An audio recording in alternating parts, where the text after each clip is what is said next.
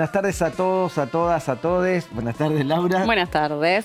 Bueno, hoy tenemos un programa aquí en Criptograma Cultural muy especial, siempre tratando de aportar a las claves para descifrar la cultura y la comunicación en momentos muy difíciles, porque son momentos de tiempos libertinos. Exactamente, Guillermo, desde la ciudad de La Plata, desde el canal de la Universidad Nacional, para todos los canales públicos, provinciales y universitarios, además del primer canal Villero de la Patria. Urbana TV, siempre atentos a ello. Hoy, como te dije, tenemos un programa muy especial en el marco de los últimos acontecimientos de censura previa que hemos vivido, cosa que estas generaciones no estaban para nada acostumbradas y así... Por suerte. Exactamente, ¿no? Por suerte, porque... Sí.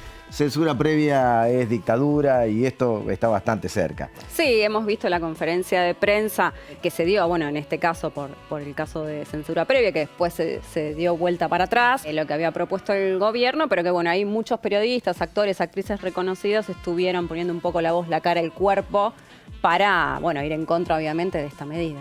En ese contexto es que nos atendió la presidenta de la Comisión de Medios, Sistemas de Comunicación y Libertad de Expresión, y estoy hablando de la senadora Carolina Moisés, que es senadora por la provincia de Jujuy y no se privó de nada, habló de todo, nosotros le preguntamos todo lo que pudimos y atendió todos los temas que tienen que ver con cultura, comunicación, política, actualidad. La verdad que agradecemos su capacidad para poder hablar de estos temas.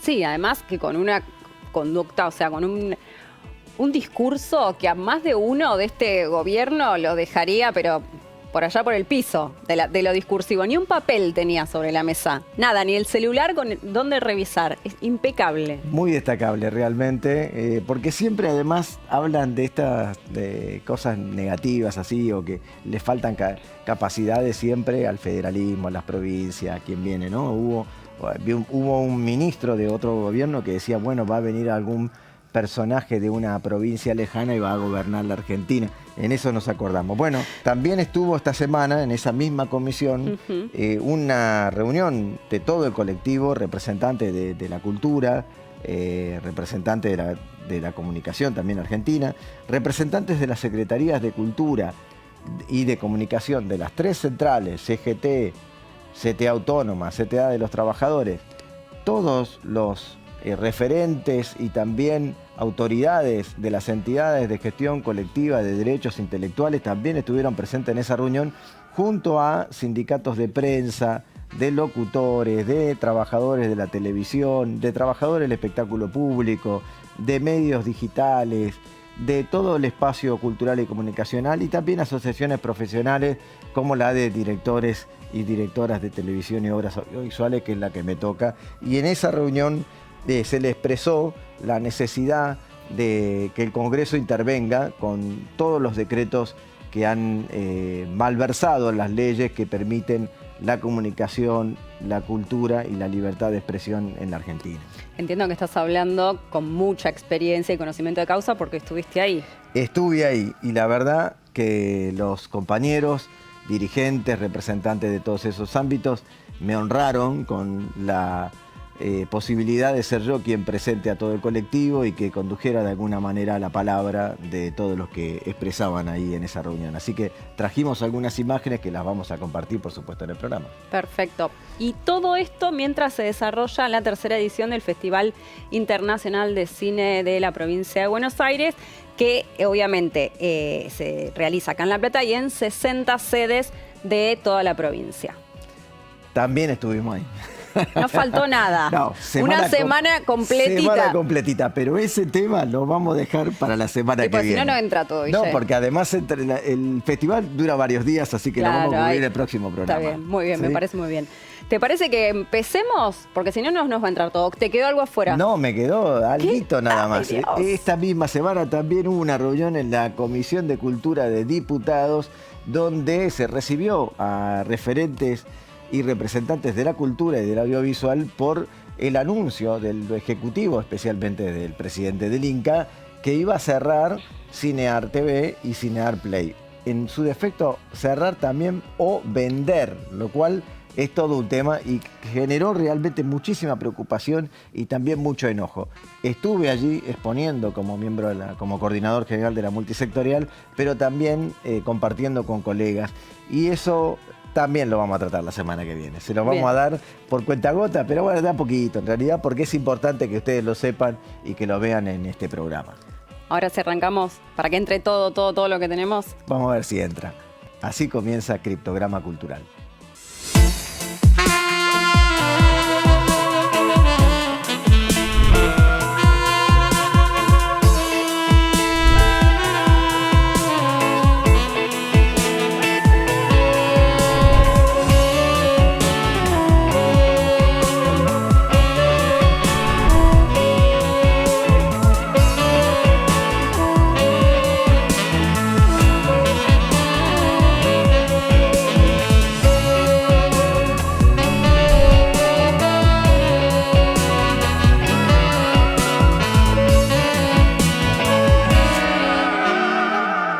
Criptograma Cultural, hoy una entrevista muy especial. Estamos nada menos que en el Senado de la Nación Argentina con una representante muy importante.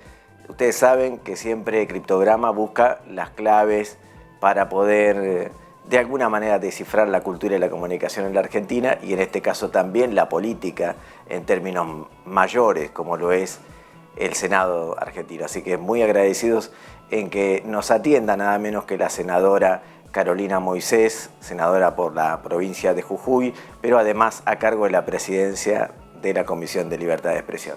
Gracias a vos, gracias a ustedes, la verdad que un gusto poder estar en contacto con tu programa. Lo que nos interesa, sin duda, es qué está pasando en la Argentina desde la llegada de la presidencia Milei y las políticas públicas que ha traído, ¿no? Especialmente con el ataque que ha sufrido la cultura y la comunicación y ahora con este rol que te toca especialmente a cargo de la Comisión de Libertad de Expresión. Mira, primero hubo de inmediato, apenas asumió Milei, un deterioro institucional donde claramente avanza sobre los poderes del Estado y especialmente sobre el Poder Legislativo, dándonos la espalda. Creo que hay un gesto simbólico en su primera acción de falta de respeto, en realidad, no a los que ocupamos estas bancas, sino a la representación que ejercemos, en el caso de los senadores de nuestras provincias y en el caso de los diputados nacionales, a la población en general de cada uno de los distritos del país. Entonces creo que hay detalles, digamos, que te marcan ya el camino de manera definitoria. Aquel discurso de inicio de espalda al Congreso y a una plaza prácticamente vacía. Exactamente. Entonces, digo, desde ahí se inicia un camino donde él le da la espalda a la representación popular. De alguna manera, su legitimidad por los votos que sacó para ser presidente es exactamente igual a la legitimidad que tenemos en la diversidad que representamos los que formamos parte del Congreso de la Nación de ambas cámaras. Entonces, por una manera hace uso y abuso de esa legitimidad del voto y por otro lado le da la espalda a quienes tienen una representación distinta. Ahí empieza un conflicto de poderes que en realidad se cristaliza más durante este año, ¿no? Durante el 2025, porque el 2024 ciertamente hubo como de parte del Congreso y de parte de los gobernadores una flexibilidad a la hora de respetar el resultado electoral y decir, bueno, si la voluntad popular decide que este señor sea el que presida, pues hay que respetar eso, ¿no? Yo coincido un poco en el fondo de eso, porque es lo mismo que decimos, si él no respeta nuestra propia representatividad, entonces por ahí siempre estamos como que en el borde de no caer en la trampa en que nos pone Milei y todo su equipo, ¿no? O sea, de no usar las mismas herramientas que usa él en contra del pueblo argentino y en contra de las instituciones, tratar de defender las instituciones y defender al pueblo argentino sin usar las mismas armas, digamos, que tiene él.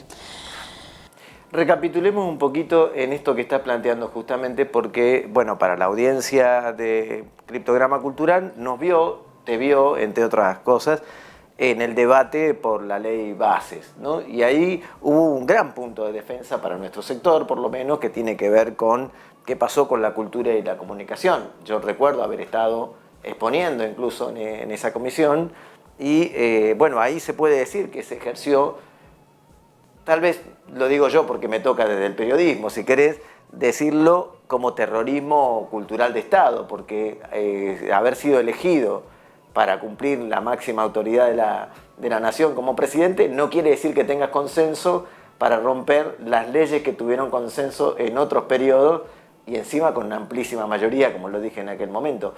¿Qué pasó o qué les pasó a ustedes como representantes en aquel momento en que cada uno de los sectores vino a pedir o a plantear qué pasaba con eso que tenía que ver sectorialmente? Mira, primero tener una escucha activa, de tratar de escuchar a todos y que sientan que había un espacio que los atendía, que los entendía y que los defiende, ¿no? Ese fue como el primer objetivo. Segundo, generar juntos en esa ida y vuelta estrategias para defendernos, ¿no? Porque una cosa es el poder que tiene un senador en este caso, pero claramente que el poder que tienen los distintos sectores, sobre todo los que vos de alguna manera representás, que tienen un alto nivel de popularidad. O sea, que hagamos una estrategia que sea en beneficio del conjunto, usando la fuerza que tienen determinados líderes culturales, la amplificación que puede tener la voz de un actor, de un director, de un músico, de un cantante, a la hora de defendernos ante también una situación bastante violenta, ¿no? O sea, creo que la violencia con la que se trató de eliminar, que es la palabra correcta, digamos, él dice que va a eliminar el Estado y de hecho en 20 y pico de meses de gestión lo que está haciendo es eliminar, digamos, el Estado, y en ese sentido elimina consensos básicos que en la democracia creíamos que se debían respetar. Y cuando hablo de consensos básicos es que las leyes en realidad son construcciones de la sociedad a través de sus representantes que definen y eligen determinadas pautas para normatizar nuestra vida en sociedad. Y en esas pautas están las prioridades que pone una sociedad a la hora de construir, si querés, nos limitemos a las políticas culturales. Entonces, la sociedad argentina estaba de acuerdo con que necesitábamos un sistema nacional de medios públicos. Algunos podrán decir mal usados, bien usados, politizados o no, pero básicamente necesitábamos un sistema nacional de medios públicos y nosotros, si vos te acordás, en ese momento yo les pedía que hagan mucho foco en lo que es Radio Nacional. ¿Por qué? Porque Radio Nacional tiene 48 emisoras en todo el país y claramente llega a lugares donde los medios tradicionales no llegan, donde Internet no llega, por lo tanto tampoco la gente se puede informar por otras vías. Entonces, para mí lo de la carga simbólica que tenía Radio Nacional en representatividad de un conjunto, ¿no? Digamos, de cosas que tenía que ver la garantía que tiene que tener la población del derecho a informarse de manera veraz y de manera simultánea, en tiempo real. Entonces creo que desde ese punto de vista nuestra reacción fue esa, ¿no? Primero, escuchar, generar un espacio de diálogo con los sectores y con la sociedad, generar estrategias para defendernos, y en ese caso creo que, a pesar de las críticas, fue muy positivo porque logramos defender y sacar 2 o 3 artículos que eran clave, que desde el primer punto decía que se iban a eliminar: el INT, el INCA, el Sistema Nacional de Medios Públicos, Aerolíneas Argentinas, bueno, una serie de empresas del Estado y de organismos que nosotros entendíamos que no podían eliminarse. Yo en esto también quiero ser clara. No significa que esté todo bien o que esos organismos funcionaran de manera óptima. Sí creo que el Estado necesita ser más eficiente y necesita darle una respuesta a una sociedad que quizás toma como prioridad y acepta que estos organismos existan, pero también tiene una demanda de que sean, que no sean órganos burocráticos, sino que realmente tengan una eficiencia. Por eso yo creo que de alguna manera mi ley nos obligó a muchos de nosotros a contrastar, digamos, y a ser realistas con algunas realidades, ¿no? De un Estado burocrático, grande, con en algunos casos algún exceso, con algunos excesos que se produjeron, pero eso de ninguna manera significa que la solución sea eliminarlos. Ahí justo me parece interesante esto que estás planteando porque, bueno, pone en debate, digamos, que exactamente la continuidad de las normas, para empezar, de las leyes, porque no se puede pretender o pensar que la sociedad no cambió desde 1994, cuando se votó la última modificación del Inca, desde 1997, cuando nació el Instituto Nacional del Teatro, o hace 150 años cuando nació la CONAVIP. Digamos, uno no puede pretender que eso no sucedió, pero digo, es interesante pensar en el debate, digamos, que eso generó, ¿no? Porque justo las normas que nombramos encima fueron concebidas con altísimo consenso, en algunos casos con 2/3 y otros por unanimidad encima, por eso. Por eso a mí me surgía la duda, o de pensar de alguna manera, ¿qué les pasó a ustedes como representantes del pueblo cuando vieron que lograron hacer entender en el artículo 3, que estaba citando vos, por ejemplo, que bueno, no, lo de cultura no, se modificó el texto y entonces dice que no se tocara, pero después vienen con una catarata de decretos que hacen lo contrario a lo que habían aceptado en la ley, que había tenido relativo consenso, si querés, para decirlo de alguna manera, pero una mayoría obtuvieron, eso es una realidad. Entonces, ¿qué les pasó a ustedes cuando ven que de alguna manera burlan la negociación de consenso cuando viene un decreto detrás del otro? El 345, el 117, que es el que desregula la televisión pública y la radio nacional. Bueno, hay un montón, con más de 8, te diría. Vienen los decretos y además de venir los decretos, viene el de financiamiento. Porque claramente nosotros dijimos, esto no se puede eliminar, pero bueno, si no le pones plata, de alguna manera cumplen formalmente con lo que dice la ley, con lo que determinamos acá, pero en lo operativo, digamos, tienen una herramienta el Poder Ejecutivo, digamos, a través del financiamiento, bajar la densidad, digamos, y la productividad y la inversión. A eso sumale que no quisieron aprobar el presupuesto, con lo cual quedaron con todas las facultades, entre las facultades delegadas por el decreto 70, que en el Senado logramos rechazar, pero que en la Cámara de Diputados siguió vigente. Sumale que no permitieron tratar el presupuesto. Entonces, mira, nosotros creo que nos vimos toda la sociedad argentina y quienes la representamos ante una situación inédita, ¿no? Tan inédita como que hasta el día de hoy, a pesar de que hay una ley, por ejemplo, la de discapacidad, que hizo todo el proceso, o sea, ellos dictaron una norma, nosotros aprobamos una ley defendiendo a los discapacitados, se hizo todo el proceso, el presidente la vetó, esa norma volvió al Congreso, el Congreso la sostuvo con mayorías amplias, muchísimo más que las mayorías requeridas, y cuando vuelve al Ejecutivo, que no le quedaría otra que cumplir con la ley, promulga la ley, pero dice no la voy a cumplir porque no le voy a poner un peso. O sea, estamos ante una situación institucional absolutamente inédita, que yo vuelvo al principio. Creo que no leímos todos el enorme riesgo que corríamos al darle poder a un tipo como este, con un esquema, digamos, de equipo de trabajo, que cuando vos ves los nombres, vos decís, claro, pero si esta gente ya tiene antecedentes y ya sabemos cómo piensa y ya sabemos lo que va a hacer, porque ya lo hicieron, como Sturzenegger, Patricia Bullrich, bueno, varios nombres más, ¿no? O Caputo, si vas al tema económico. Por eso yo vuelvo al principio. El primer acto de gobierno fue dar un mensaje a espaldas del Poder Legislativo, de alguna manera diciendo con las instituciones de la República yo no voy a gobernar. Y eso es lo mismo que decir, es que voy a gobernar sin la Constitución Nacional, y sin gobierna sin la Constitución Nacional, y lo vimos después con las otras leyes que mandó, y claramente que está subvertido, digamos, el sistema hoy. Estamos en Criptograma Cultural con la gentileza de la senadora Carolina Moisés, hablando en su despacho, presidenta de la Comisión de Libertad de Expresión en este momento, y también representante por Jujuy, así que en el próximo bloque hablaremos un poquito más sobre qué es lo que le pasa al NOA ante estas políticas. Ya volvemos.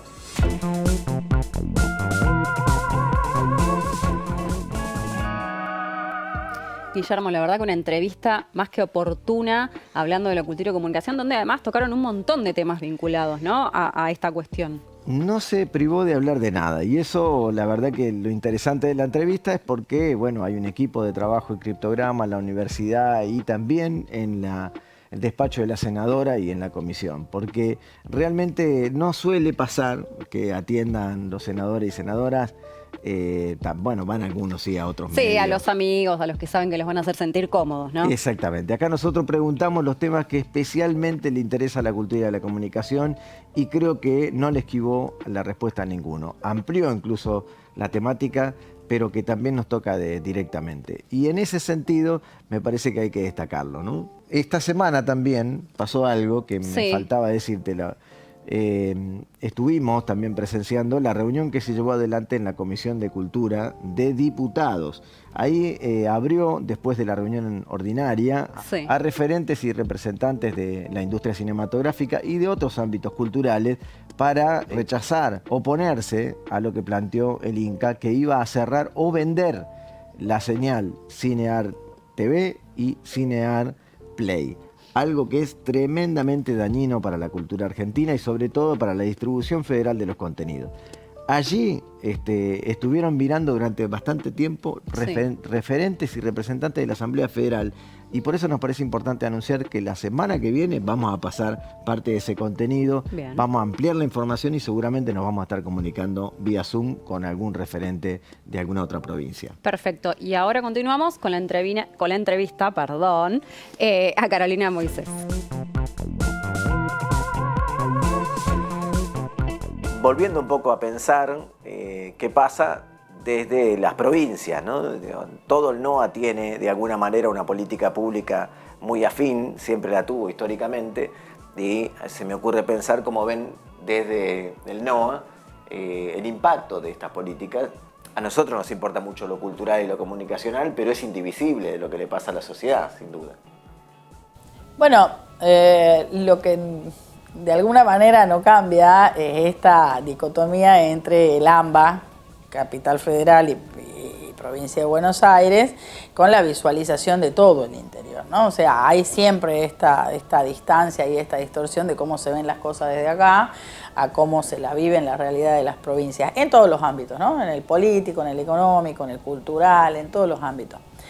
En el NOA se han multiplicado determinadas problemáticas. Primero la pobreza, porque si hay pobreza en el país, en el noroeste se siente siempre primero, ¿no? Segundo, en lo productivo también. Hoy ya los problemas económicos que se están generando, que ustedes ven en las noticias y demás, para las economías regionales están siendo brutales, ¿sí? Porque tenemos economías primarias de producción de alimentos que terminan saliendo por los puertos de Rosario de Buenos Aires, pero que, no sé, te voy a dar un dato que por ahí parece una tontera, pero no lo es. Nosotros tenemos un microclima donde se produce tomate y hace 15 días atrás se tiró completa la producción de tomate porque no tenía precio. Entonces costaba más caro levantar y cosechar el tomate que dejar que se pudra en la planta. Eso también te habla de la baja de densidad industrial que todavía tiene el noroeste argentino, porque si tuviéramos una planta de procesamiento de tomate, ese tomate no sería de primera, no tiene precio de exportación, pero perfectamente podría ser, digamos, procesado, generándole valor agregado y entrando a otros mercados. Entonces, esas condicionalidades, digamos, que tiene las economías regionales del NOA siguen siendo nuestra debilidad. A eso sumale para mí hoy el problema más importante, porque también sacaron todos los recursos para las políticas de salud. Tanto en salud como educación, digamos, el financiamiento es compartido. Muchísimos programas, o sea, si bien están descentralizadas y la gestión de la salud y de la educación está en manos de las provincias, habían muchísimos programas que estaban financiados por los ministerios nacionales que tenían que ver con las políticas nacionales, digamos, del cuidado que una enfermedad no tiene límite, digamos, si pasa en Salta, pasa en Jujuy, digamos, el mosquito del dengue no conoce, digamos. No mira frontera. Exactamente. Entonces, de repente, habían políticas públicas del orden nacional en salud que se financiaban en parte para todas las provincias y las ejecutaban los ministerios de salud provinciales. Idénticamente para educación. Creo que son dos áreas que han quedado absolutamente estancadas por la parte de la falta de financiamiento y que quizás las consecuencias las vemos mucho más rápida y directamente en el sistema de salud que en el educativo, porque el educativo progresivamente pierde calidad. Pero bueno, lo ves progresivamente. En cambio, el de salud, o sea, o te morís, o te enfermás, o te curás, tenés acceso a los remedios o no los tenés, ¿no? Y de repente Eso fue un golpe durísimo para los sectores más populares que se atienden en la salud pública.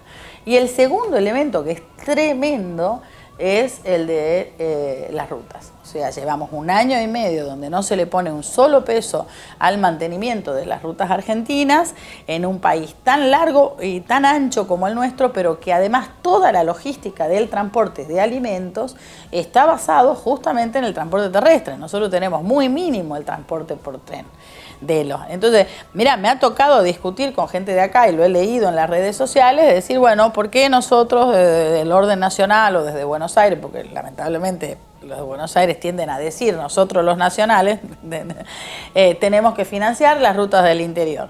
Y para empezar, porque no sé cómo comerían palta, mango, banana, hierba, cómo consumirían lo que se consume en estas grandes ciudades, y todo eso lo producimos en el interior del país. ¿Y cómo se traslada todo lo que producimos en el interior del país? Se traslada por vía terrestre. El azúcar que se consume en toda la Argentina se produce en Tucumán, Salta y Jujuy. O sea, el tabaco que se produce para los cigarrillos se produce en Misiones, Formosa, Jujuy y Salta. O sea, hay cantidad de productos que la hierba, o sea, que son de consumo masivo, que llegan acá y que llegan a los grandes centros urbanos por esta ruta. ¿Seguido a qué? Veníamos con una política están los datos, digamos, del tema de seguridad vial. Eliminaron la Agencia de Seguridad Vial, no le ponen un peso a la ruta, las rutas se destruyen y claramente que aumentan los índices de accidentes de tránsito, de muertes por accidentes de tránsito. Entonces vos decís, no es algo que se recupera rápidamente, nosotros lo hemos estudiado mucho y tampoco es algo que pueden sostener las provincias, porque a su vez a las provincias le sacaron el financiamiento que iba por la ley de combustible, de que cada litro de nafta que cargamos en nuestros autos tienen una parte de un impuesto. Ese impuesto se redistribuía a todas las provincias. Pues el señor se agarró de alguna coma en algún artículo y decidió que no nos pasaba más un peso a las provincias. Entonces, es un mitómano que está rodeado de mentirosos el presidente. Entonces te dice, bueno, que las provincias mantengan las rutas. Bueno, pero ¿cómo vamos a mantener la ruta si nos sacaste todos los recursos hasta para mantener las rutas provinciales? Porque todo el país tiene las rutas nacionales, que las mantenía Vialidad Nacional, y las rutas provinciales. Y después te dice, bueno, vamos a eliminar Vialidad Nacional, que también es otra de las defensas y otra de las cosas que pudimos, por lo menos en términos legales, sostener, y que Vialidad Nacional sigue existiendo. Después está la discusión, digamos, qué plata se le pone, qué financiamiento tendrá. Ojalá este año podamos lograr votar el presupuesto. Ahí vamos a tener un poder las provincias, digamos, para poder hacer algo un poco más equilibrado. Porque, a ver, yo tengo en Jujuy la ruta 40, la ruta 34 y la ruta 9. Son 3 rutas nacionales estratégicas. Por la 34 sale toda la producción. Por la 9 es la que llega hasta La Quiaca, y la Quebrada de Humahuaca es por donde pasa el turismo, gran parte del comercio y gran parte de lo que entra por Chile, porque tenemos el paso de Jama. Por la 40 es la ruta de la Puna, digamos, que la gente de la Puna no tiene acceso a sus pueblos y la ruta 40 no se mantiene. No hay forma que el Estado provincial mantenga eso. Y si estás hablando de que 127 empleados en Vialidad Nacional de Jujuy, distribuidos en los campamentos para atender estas rutas, obviamente con presupuesto para que las maquinarias puedan hacer las obras de mantenimiento. En síntesis, no hay forma de recuperar nuestras rutas y se va a gastar mucho más dinero después, cuando haya que recuperarlas, y si no, no vamos a llegar a ningún lugar del país. Todo lo que acabas de nombrar y de citar con dificultades políticas que trasladado a la economía, trasladado a la idiosincrasia social y capacidad productiva, está íntimamente relacionada con la cultura, porque lo que comemos es la cultura, porque lo que desarrollamos en cuanto a nuestra capacidad de vestimenta, de producción de vestimenta, también es la cultura, pero sobre todo también cómo nos trasladamos de parte de la cultura, porque el turismo tiene mucho que ver con eso. Es fácil recordar los grandes artistas que murieron en las rutas en aquellos momentos donde volvimos a estos parámetros que están nombrando, porque fallecieron por dificultades que efectivamente nos ponía como gran dificultad de llegar, digamos, a los distintos puntos culturales a través de esa ruta. Si a eso le contás que cada vez retrocedemos en la posibilidad de las rutas aéreas, bueno, es inimaginable, imposible pensar en armar algún tipo de intercambio cultural entre provincias patagónicas y no, del NOA a través de la ruta aérea. Eso imposible. Por eso son tan importantes los organismos descentralizados, el INT, el INAMU, el INCA, que permite de alguna forma ese tipo de intercambio. Digo, es bueno citar todo esto porque todo lo que citaste que parece estar en otro lado, a nosotros también nos afecta en forma directa. Y ahí me surge pensar en otro de los elementos que no hablamos, que es la agencia de prensa argentina, la agencia de telecomunicación, que es TELAM, y que la perdimos como agencia periodística, sigue funcionando como agencia publicitaria, y es la gran distribuidora de la información en las provincias y a su vez de las provincias hacia los grandes centros urbanos. ¿Cómo se traslada la información en las provincias ante la inexistencia de TELAM? ¿Cómo hacen ustedes, incluso los representantes del pueblo, para comunicar lo que están haciendo o lo que piensan hacer en función a esta realidad? ¿Cómo impacta eso en las provincias? Bueno, de la misma manera que impacta todo, o sea, se va perdiendo, o sea, es pura pérdida. O sea, perdemos calidad de información, perdemos una información federal, perdemos una vía de comunicación que hacía que sea importante lo que pasaba en las provincias, por eso la agencia tenía delegaciones en todas las provincias. La verdad que estoy segura que en algún punto vamos a recuperar la agencia TELAM. Yo tengo un proyecto presentado que se llama TELAM Futura, donde unificamos todo el Sistema Nacional de Medios Públicos en una sola área, digamos, que estratégicamente desarrolle todo el tema de la información federal. Estoy segura que eso lo vamos a recuperar. Obviamente que hay cosas que van a costar mucho más. Y claro que todo lo que te digo, digamos, impacta en la cultura. Mirá, nosotros trabajamos muchísimo durante la pandemia con el Ministerio de Cultura, atendiendo las necesidades de todo el sector.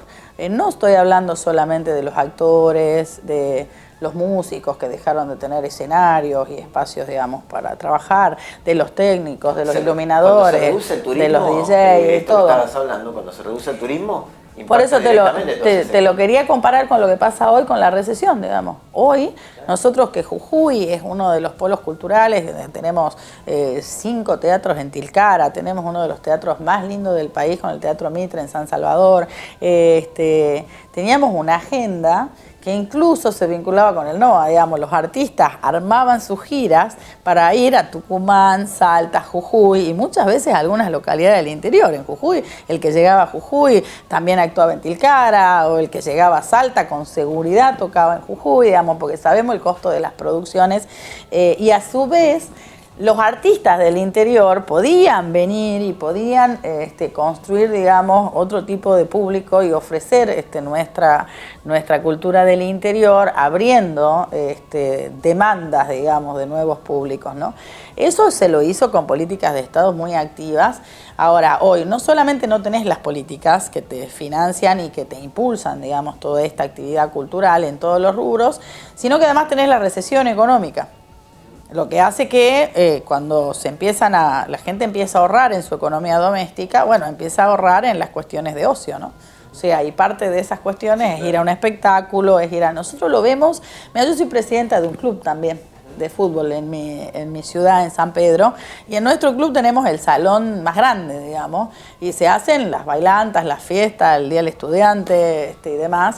Y nosotros teníamos más o menos una agenda de 2 bailes por mes, generalmente cumbia, digamos, porque son digamos, las fiestas, las previas del Día del Padre, del Día de la Madre, las previas de los feriados. Tendríamos entre 2 o 3 bailes alquilados, digamos, por mes a productores independientes y demás. En lo que va del año que estamos, en septiembre, creo que se hicieron 5 en total. Inversión privada. O sea, y que te diría que hasta bastante deficitarias, porque te cuesta tanto producir un evento como ese, no podés poner una entrada muy alta para que vaya el público y después resulta que entonces, como se producen estos fracasos, terminan siendo a pérdida y cada vez se hace menos. es tremendo, eso nomás como te hace el rulo para atrás, digamos, ¿no? O sea, más deteriorado absolutamente todo. Las fiestas populares pasan lo mismo, nosotros tenemos en todo el interior una gran cultura de festejos populares con las fiestas patronales, el Día de la Provincia, etcétera. Antes se invertía un montón en esos festejos. Me acuerdo que alguien cuestionó, no sé si fue Milei, que dijo, ¿por qué gastan esta plata en esto? ¿Por qué contratan a estos artistas? Y la verdad porque es muy difícil entender desde acá que eso es importante porque es una comunidad vinculada, es una comunidad entera festejando ser una comunidad, vivir en el mismo lugar, tener las mismas raíces, construir una red, digamos, que supera la cuestión económica de cuánto es la inversión. Y en realidad esa inversión que por ahí hace un municipio para producir un festival o un gobierno provincial, para hacer una fiesta popular, termina siendo un multiplicador económico. ¿Por qué? Porque para que eso se produzca, trabajan los vendedores ambulantes, trabaja el transporte, trabajan los remiseros, trabajan los hoteleros, porque termina siendo una oferta, digamos, de una producción artística que el público te genera un gasto que te multiplica económicamente. Para mí la cultura está vinculada con el tema del turismo como un multiplicador económico, porque no es solamente la actividad artística lo que vale en términos simbólicos, no lo vamos a describir porque ya asumimos que entre los dos y los que nos están escuchando le damos un valor superior, sino que además, si lo querés trasladar a la lógica economicista de algunos, también es un factor que genera trabajo, que genera ganancia, que genera un multiplicador económico en localidades o en provincias que no tenés otras cosas, ¿no? No es lo mismo que acá. Y entonces cada vez me queda más pensar en la idea de que traen un proyecto netamente foráneo y que lo único que quieren es que seamos consumidores de culturas ajenas, de productos ajenos, ¿no? De momentos ajenos, digamos, de todas situaciones que son ajenas a la idiosincrasia argentina y sobre todo a la idiosincrasia federal de esta región, ¿no? Yo creo que hay que resistir. Yo soy una optimista informada, digamos. O sea, trato de tener un punto de equilibrio, siendo consciente de que hay muchas cosas que se han destrozado en este tiempo, que nos va a costar mucho, pero mucho esfuerzo rearmar. Pero también confío en que quizás la sociedad, que en definitiva es la soberana, tomó una decisión basada en sentimientos muy negativos, que sin duda lo produjo la política. Sin duda lo produjeron errores y una cuestión, digamos, también creo que hay un cambio generacional que quizás no lo hemos sabido leer, donde hay otras expectativas. No solamente hay otras expectativas respecto a la democracia, respecto a sus propios proyectos de vida, una generación que se define a sí misma de una manera muy diferente, digamos, a nosotros, que concibe el trabajo también de una manera muy diferente. Es muy difícil que encuentres a alguien de sub 30 que esté dispuesto a trabajar 8 horas detrás de un escritorio en una tarea monótona durante 20 años. Si vos le preguntas eso a un sub 30, te dicen, no, para mí eso no lo quiero. O sea, prefiero otro tipo de trabajo que no solamente sea un poco más vocacional, capaz que no tiene que ver con su vocación, pero por lo menos tiene que ver con una visualización de su propia vida, viviéndola de una forma más integral y no tan esquemática como lo fue para las generaciones anteriores. Hay muchos ejemplos para dar, digamos, pero, qué sé yo, para nuestras generaciones, te diría, bueno, yo tengo 50, pero un poquito más también y menos, es tener tu casa propia. Y la verdad es que para muchos, es decir, tener la casa propia es un valor, sí lo es. Ahora, cuando vos en su propia economía decís, bueno, tengo que ahorrar o tengo que invertir para tener mi casa propia, o bien quiero viajar o quiero... Y la verdad es que hay que tratar de entender la lógica de las nuevas generaciones, no rechazarlo, porque hubo una cosa muy política de muchos que dijeron, bueno, acá el problema son los jóvenes, acá la culpa la tienen los sub 30 porque ellos son los que votaron a Milei. Y probablemente tenga un alto electorado ahí. Ahora, ¿qué hicimos nosotros para interpretar a esa nueva generación como políticos, para poder representarlos a través de las políticas públicas? Que no estamos hablando ya de las segmentadas.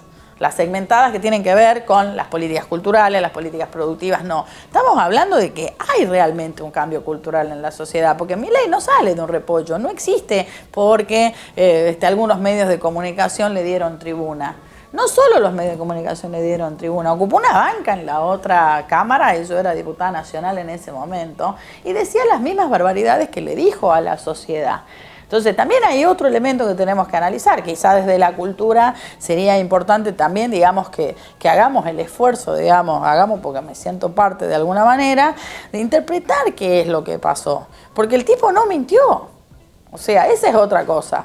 Digamos, en tantos años de democracia tuvimos varios ejemplos de uno que, bueno, si yo decía lo que iba a hacer no me votaba nadie, dijo un presidente. O Macri, que en el debate ese famoso dijo, yo no voy a hacer esto, no voy a hacer lo otro, no voy a hacer lo otro. Bueno, la gente le creyó y después fue presidente y hizo todo lo que dijo que no iba a hacer. Acá tenemos un agravante, el tipo dijo exactamente qué iba a hacer.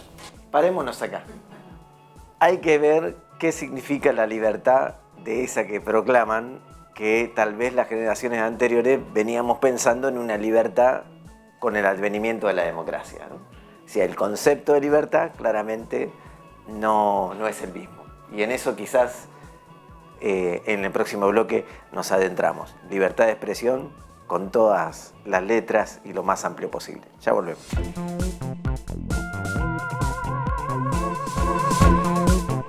Continuamos con Criptograma Cultural, Laura, y la verdad que muy interesante dialogar con la senadora. Sí. No siempre se tiene la oportunidad de hablar con una senadora, un senador de forma directa, y sobre todo para el sector que viene de la cultura y la comunicación, porque hay algunos senadores que sí van a los medios públicos o los medios amigos, ahí está, Sí, esa es la sí. realidad, y no siempre responden la pregunta que uno más o menos le gustaría preguntar y atender estos temas. Así Sí, que, y además a veces que el devenir de la política o de la vida misma hace que nada, haya otras prioridades y que, bueno, para estas cuestiones se relegue un poco la actividad política. Le contamos a la audiencia que el miércoles 1 de octubre, el último miércoles, se realizó la ceremonia inaugural de la tercera edición del Festival Internacional de Cine de la provincia de Buenos Aires, donde además, bueno, de la presentación del festival en sí, fueron reconocidos algunos referentes de la ficción nacional como Luis Ortega, Julieta Díaz, Pablo Echarri, Osmar Núñez, Erika Rivas y Lita Stantic.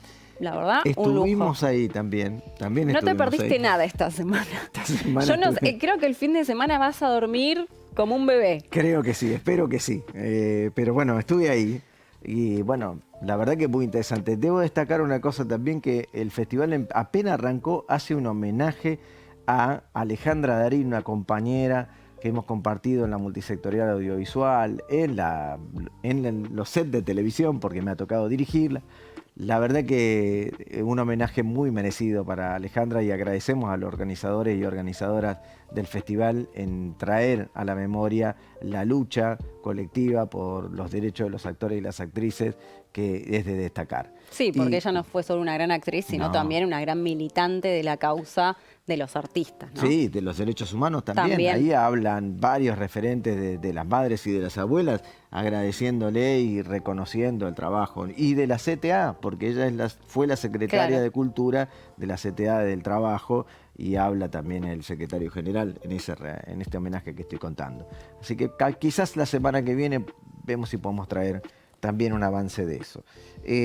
No sé si me quedó pendiente, pero te propongo que veamos la última parte Dale. de la entrevista a la senadora Moisés, presidenta de la Comisión de Medios y Sistemas de Comunicación, Libertad de Expresión, y van a ver que no se calla nada. Continuamos en el Senado de la Nación charlando nada menos que con la presidenta de la Comisión de Libertad de Expresión, y de libertad hablábamos específicamente hace pocos minutos nada más en este caso, y yo comencé en algún momento planteando que sentimos, por lo menos los que nos dedicamos a la cultura y la comunicación, que estamos viendo una etapa de terrorismo cultural, porque no hay puesto en debate una batalla cultural, lo que hay un intento de imponer un desarrollo cultural o una manera de comunicar que creemos no tiene consenso en la sociedad. Ahora le vamos a preguntar a la senadora a ver qué percibe en este trabajo, sobre todo después de las denuncias que han venido pasando a lo largo de todo el año, ¿no? Nosotros venimos en Criptograma Cultural contando desde el comienzo del 2024, bueno, la denuncia a Adolfo Aristarain, el acoso permanente a Lali Espósito, las palabras muy difíciles para Cecilia Roth, especialmente para mujeres encima. Y ahora estas denuncias tan graves con los periodistas que justamente destaparon aquello que parece que no quieren que se vea. Bueno, es un gobierno autoritario desde todo punto de vista, entonces si lo son con las instituciones, con las leyes y con la Constitución, y casi que cae de Maduro, que también lo serían con el cuarto poder, digamos, que es el de la comunicación en todos sus formatos, ¿no? Entonces esa libertad de expresión, que también era uno de los consensos que en la democracia no están en duda, y en eso sí te digo, no están en duda bajo ningún punto de vista. En eso sí creo que el consenso de la sociedad sigue estando firme, ¿no? Y así como va a ser un raconto, y seguramente todos están informados y han visto todos los casos, a mí me tocó lograr ser la presidenta de la Comisión de Comunicaciones y Libertad de Expresión en un momento donde estaban estallando no solamente más denuncias que las que vos nombraste, sino que además, por primera vez en la historia de la democracia, una funcionaria pública pide censura previa, ¿no? O sea, censura previa es algo que hasta tuvimos que explicar qué significaba, porque la gente ya no sabe qué significa la censura. Podrán, algunos por su tarea o lo que fuera, podrá haber tenido acceso a este término, digamos, pero la censura básicamente es decirte a vos que no podés escuchar, oír o leer determinadas cosas. O sea, eso en nuestra cultura democrática fue, creo que, lo más violento que se podía esperar. Es más, no lo esperábamos. Viste, en un gobierno que te sorprende, esto, viste, fue como diciendo, es un montón. Nosotros pudimos, por suerte, yo ya era presidente de la comisión, por lo tanto reaccionamos de forma inmediata hicimos una estrategia en conjunto con la Cámara de Diputados, nosotros con otros senadores hicimos inmediatamente una conferencia de prensa, salimos no solamente a repudiar esto, hicimos muchísima presión institucional y política, que creo que dio sus frutos, ¿no? Primero porque creo que el periodismo en general y los artistas también, ante todos estos ataques, y bueno, sintieron que había una cuestión superior que los unía más allá de sus ideologías o no, digamos, porque también tenemos muchos independientes. Y lo mismo pasó con el periodismo, ¿no? Y que el periodismo tiene, digamos, su propia manera de protegerse, porque sigue teniendo la cámara, sigue teniendo el micrófono, y todas estas violencias en realidad nos envalentonan más y nos hacen sentir que realmente vale la pena pelear y pelear con más fuerza, digamos, por un derecho que no es que solo creemos que lo tenemos adquirido todos, sino que básicamente cuando yo hablaba de estas nuevas generaciones, no tienen noción de lo que es vivir sin libertad. No tienen noción de lo que es no poder decir lo que se piensa, no ir a un recital o no escuchar la música del artista que le gusta. No tienen noción. Entonces, por ahí decir, bueno, este exceso que fue lo de la censura previa, que digo, también fue exitoso, no solamente porque logramos generar un ámbito institucional donde los escuchamos, y además, reitero, la Comisión de Comunicación y Libertad de Expresión del Senado está abierta a través de la página web, está el mail, está el teléfono, pueden hacer todas las denuncias para que nosotros podamos ir teniendo un registro y para que podamos contener, digamos, toda esta situación y protegerlos. Eso por un lado, pero por otro lado, creo que, como diríamos en mi pueblo, dieron marcha atrás en chancleta, digamos, ¿no? Porque terminaron pidiendo al juez que, bueno, no, ya no pedimos esto, ya no queremos la censura previa, ya se dieron cuenta, viste, que son tantos los excesos, y creo que el autoritarismo con el que se maneja el Poder Ejecutivo, no solamente el presidente, sino todos sus funcionarios, y terminan haciendo una de más, y en cada una de más, y después la gente reacciona, la una de más con la universidad, la una de más con los discapacitados, la una de más con el Garrahan, la una de más pidiendo censura previa. yo creo que en algún punto los excesos van a terminar logrando que la sociedad vaya tomando conciencia de que esto no puede ser y quizás recuperemos un punto de equilibrio en el respeto que nos debemos, ¿no?, entre todos. Vimos en el programa la conferencia de prensa donde participamos y vimos también las imágenes y demás. Yo sé que hubo después de eso también una presencia de una comisión informativa, ¿verdad? Una reunión informativa de la comisión. ¿Cómo siguió o cómo sigue para adelante la agenda de la comisión? Mirá, tuvimos la conferencia de prensa, tuvimos la primera reunión de la comisión donde invitamos a algunos periodistas, otros estuvieron en la comisión de la Cámara de Diputados. De ahí nosotros hicimos otra reunión convocando a las instituciones de la prensa, estuvo ADEPA, estuvo ATA, Asociación de Televisoras Argentinas, después tuvimos reunión con CIPREVA y con FATPREM. O sea, esa fue una reunión personal, digamos, mía como presidenta de la comisión, también para poder escucharlos. Me entregaron el informe de libertad de expresión que hicieron junto con las universidades el año pasado, el informe 2024. Vamos a hacer una presentación pública de ese informe formalmente en una reunión de la comisión, digamos, para que todo eso lo conozca más gente y además tengamos la documentación correcta. Tenemos, digamos, una agenda institucional que no se limita a lo que podemos hacer en la comisión, ¿no? O sea, la comisión está funcionando, casi que te diría en plenario, cosa de que si suceden, digamos, otros casos, los vamos a atender inmediatamente. ¿Cómo ven desde la comisión, o si lo han tratado, o si lo piensan mirar, los decretos que cancelaron la representación de las cámaras? Porque uno es el decreto 117 que le quita la posibilidad a que la bicameral elija directores en RTA, por ejemplo. Lo mismo pasa con Educar, lo mismo pasa en Contenido Público, Sociedad del Estado. Digo, ¿qué opinión ves que empieza a marcarse desde ahí? Mirá, yo creo que tenemos que recuperar el poder desde el legislativo para poder enfrentar al ejecutivo. Enfrentarlo en términos de que se respete la ley y las constituciones. Con cuestiones democráticos. Exactamente, no quiero que se me saque de contexto. Pero también creo que digamos, hay que fortalecer el rol del poder legislativo y no hay mayor libertad de expresión que la del voto. O sea, esa es la mayor libertad de expresión, porque no es una opinión, digamos, es una decisión, ¿no? O sea, por ahí la libertad de expresión la entendemos para ir a una marcha, para poner un Twitter, para expresarnos a través de un medio, para dar una nota, los periodistas para opinar lo que quieran, lo que fuera. Digamos, pero la verdad es que yo creo que la mayor libertad de expresión es el voto. Y el voto es la decisión popular soberana de qué es lo que se elige. Y cuando se elige quién tiene la autoridad.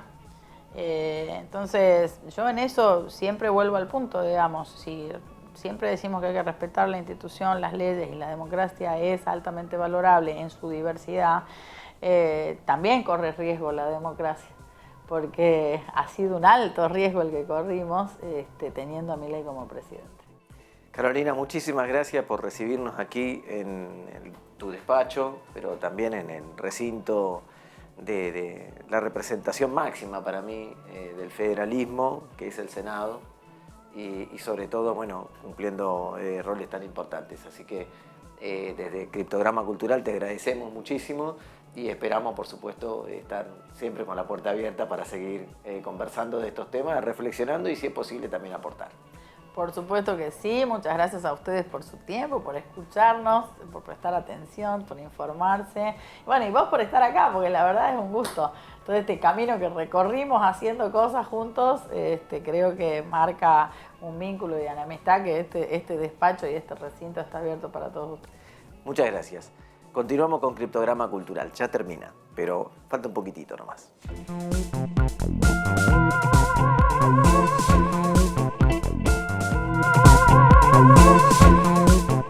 Bueno, Laura, se nos termina Criptograma Cultural. La verdad que tuvimos la corrida, porque todo muy interesante. Pero... Sí, no, espectacular. Me parece que fue un contenido, si bien especial, el programa que no tuvimos invitados y demás, pero la entrevista valió la pena porque la cultura y la comunicación es mucho más a veces que lo artístico, entre comillas, ¿no? Tiene que ver con todo lo que habló la senadora y que es muy federal y es muy articulado.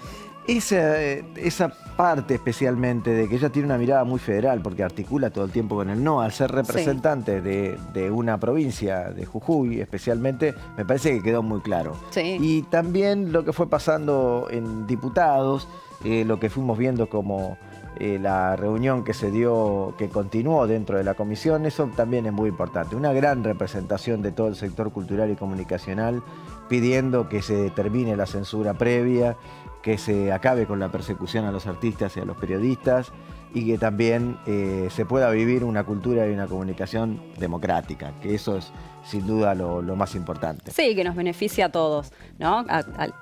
De ambos lados de la política. A la audiencia, a la política, a los trabajadores y trabajadoras, a todos. Por eso, si está viendo este programa, si lo está viendo por redes, suscríbase, manden un mensaje, ponga un me gusta, toque la campanita para que le manden las notificaciones. Así de a poco se va enterando de qué es lo que pasa en la cultura y la comunicación argentina. Eso nos ayuda, a ustedes también. Es gratis suscribirse, no le vamos a cobrar nada, ni ahora ni después. Más en este momento, o sea, claro, todo es a pulmón y a colaboración. Muy difícil hoy estar informado con tantos medios que se fueron cayendo y sobre todo con la pérdida de Telam, que era nuestra agencia insignia para poder estar informado federalmente. Así que hágalo, que creo que le va a venir bien a usted y a nosotros por escuchar lo que ustedes tienen para decirnos a través de estos mensajes. Muchas gracias. La semana que viene Nos vemos. retomamos con Criptograma Cultural.